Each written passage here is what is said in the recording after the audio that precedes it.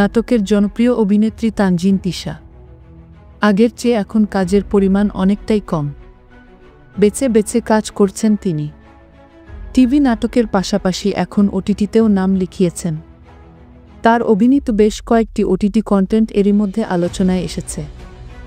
এছাড়াও আলোচনায় রয়েছে তার অভিনীত সর্বশেষ প্রচারিত কিছু নাটকও। গল্পভিত্তিক চরিত্রনির্ভর কাজগুলোতে এখন তাকে বেশি দেখা যাচ্ছে। বিভিন্ন চরিত্র নিয়ে হাজির হচ্ছেন তিনি। নিজের মধ্যে পরিবর্তনও এনেছেন বলা যায়। আসন্ন ঈদেও তাকে দেখা যাবে একাধিক নাটকে, এমনটাই জানিয়েছেন এ অভিনেত্রী। তিশা বলেন, ঈদের জন্য আমি আগে থেকে পরিকল্পনা করে কাজ করি, যেটা গত ঈদে হয়নি।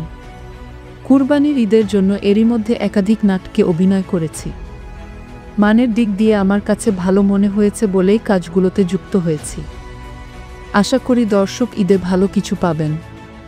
এদিকে তিশা অভিনীত ওটিটি কন্টেন্ট ঘুমপড়ি মুক্তি পায় ফেব্রুয়ারি মাসে। এটিতে তার অভিনয় বেশ প্রশংসিত হয়।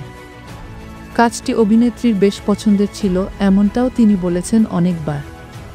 সম্প্রতি এ ওয়েব ফিল্মের জন্য একটি সংগঠন থেকে সেরা অভিনেত্রীর পুরস্কারও পেয়েছেন। সেই অনুষ্ঠানে ঘুমপড়ি প্রসঙ্গে তিশা জানান, এখনও এই চরিত্রের মধ্যেই মজে আছেন। সেই গল্প ও চরিত্রের ঘোর তার কাটেনি। কাজ কম করা প্রসঙ্গে জানতে চাইলে তিশা বলেন, বেশি কাজ করার চেয়ে মানসম্মত অল্প কাজ করতে চাই। সেই পথ ধরেই চলছি এবং চলব। এদিকে সিনেমায় অভিনয় করার কথাও শোনা গেছে এ অভিনেত্রীর। এজন্য নিজেকে প্রস্তুত করার কথাও জানিয়েছেন তানজিন তিশা।